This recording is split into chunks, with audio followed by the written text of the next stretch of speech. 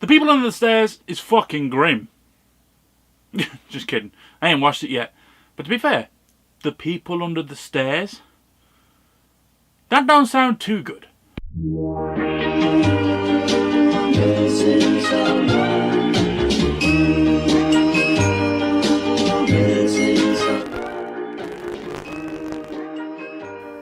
Hello everyone and welcome to Never Seen. This is the show where I have never seen a film before. I then watch it. I then tell you about it. Because that's content. And on today's Never Seen, we are checking out The People Under the Stairs by, well, a true horror legend, Wes fucking Craven. He is brilliant. The creator of my favourite horror film series and my favourite horror villain, Nightmare on Elm Street, Freddy Krueger. Now, Wes Craven has a lot of films under his belt at this point, including The Last House on the Left and A Nightmare on Elm Street. So I think any production company at this time were gonna give him the green light. No matter what story he came out with, Wes Craven making a new movie for you and it's a horror, you're gonna nod your head and say, yeah boy. Now, from what I can gather from the trailer for The People Under the Stairs is that there's a house on a street. People see it, they don't really pay attention to it because they don't want to. There's whispers about the street, there's gossip. Oh, there's something going on. There's, what is it, zombies under the stairs? Demons? Is this going to be like Evil Dead kind of shit? What I do know is that's a gimp suit. Don't ask me how I know that, but that's a gimp suit. So I know what you're asking, Ash, how have you not seen The People Under the Stairs if Wes Craven is one of your favourite directors for horror movies? Well, quite simply, I always got confused between The People Under the Stairs and Fright Night.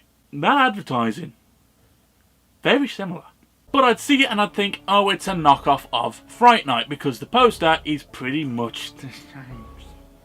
So, yeah, I'd seen Fright Night, saw vampires, so The People Under the Stairs, I'm gonna guess it was just a vampire movie just like Fright Night, trying to imitate Fright Night, so why would I bother doing that?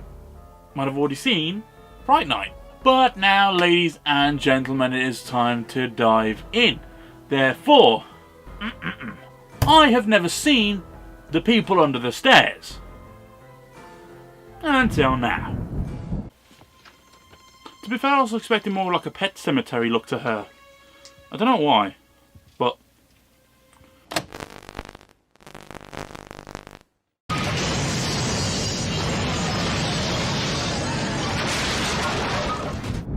Are we good? Are we good? I think we're good. So The People Under the Stairs is... well, it was a mixture of a lot of things. You've got this story of a girl who's tormented by her mother, a lot like Carrie. Let's talk about the underlying story to start off with, okay?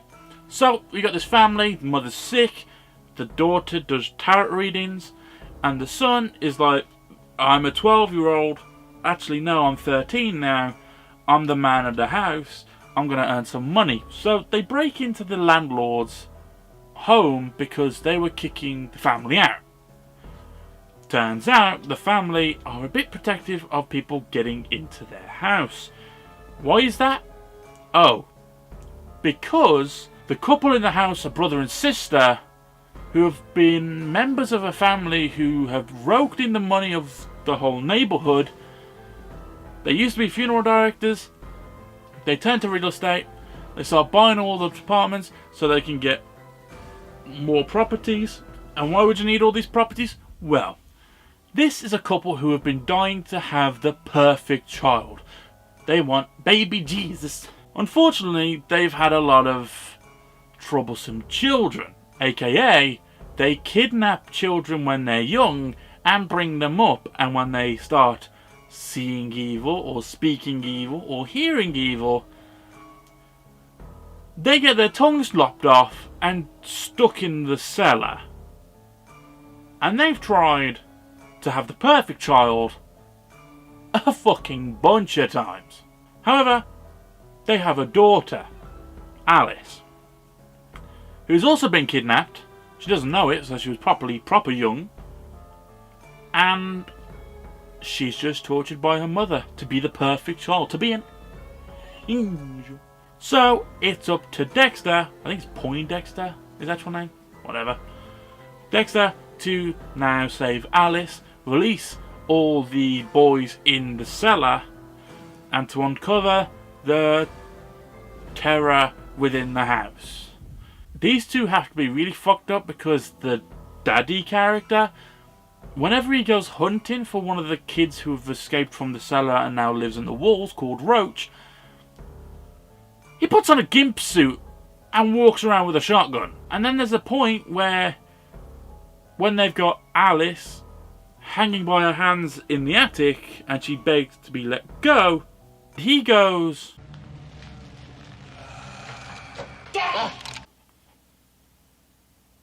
oh, no bueno.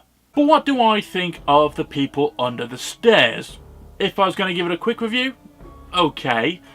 At the time, as a story, just like Wes Craven's other stuff, there's elements of originality, but there's elements of, let's face it, we all live on a street or in an apartment complex, and we all know of one resident or one apartment or one house. People, you know, we never go near, but we know about it, we talk about it, we whisper, we go, what's going on in there? They're a bit odd, they're a bit strange.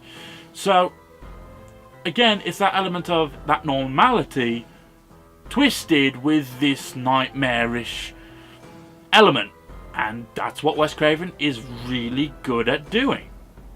Do I think this is good? Well, I can see this film has influenced a lot of films in the future, aka The Boy. Spoiler alert if you've never seen The Boy, but if you haven't watched The Boy, then go check out my review for it.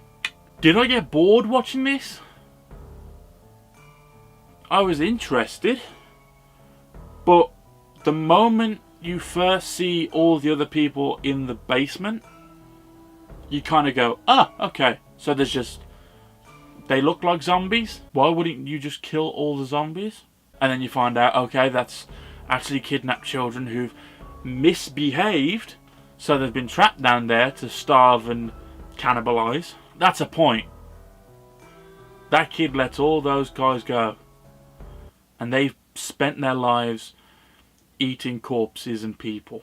But to give it a quick summary of the story, again, it's Wes Craven doing what Wes Craven does best, turning a normal thing that everyone does, everyone knows about, and then twisting the dial all the way up to 11, turning the terror factor up, and it's not overly scary, and it is that early 90s horror thing where, because they've got someone falling down something, they just speed it up a little bit, but it all looked well. The makeup looked like it belonged in The Evil Dead, but it all went well. So, for story, I'd give it a 3. For execution, would I watch this again? If I was like, if you've never seen it before, I would recommend you watch it, but get some beer, have a party, and be like, yo, you need to watch this because it's fucking weird. And the fact that I would recommend it, not because it's scary, but because you actually will enjoy watching it, I'd give it a 3.5. So, The People Under the Stairs, well done. 6.5. I honestly thought this would get a 5 at best before watching it, but yeah, well done.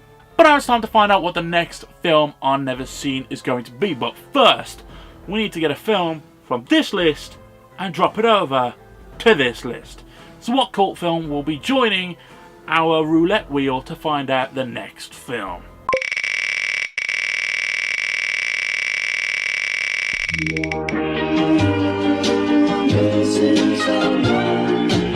That leaves me with enough time to say thank you so much for checking out today's Never Seen of The People Under the Stairs.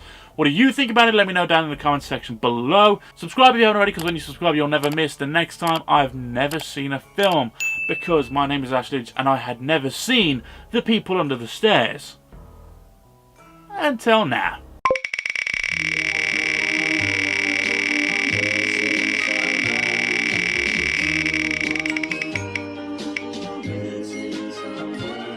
missing someone.